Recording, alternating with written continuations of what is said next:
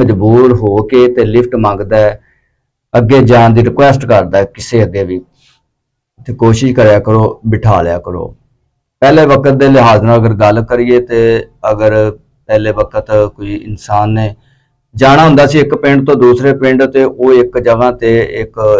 दरख्त के थले या किसी भी एक जगह ते ठहर जाता सी ते वेट करता सी, इंतजार करता सी भई कोई बंदा इधर नूं जांदा है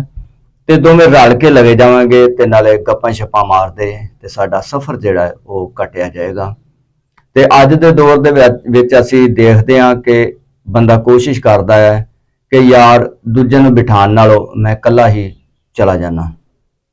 हालांकि इहदे च कोई देखिया जावे तो इन्ना कोई फर्क नहीं पैंदा कि इंसान सोचदा होवे कि शायद यार दो सवारियां बिठा लांगे तो साडा तेल जिहड़ा उहदा खर्चा ज़्यादा होएगा। कल्ले ने भी तुसीं जाना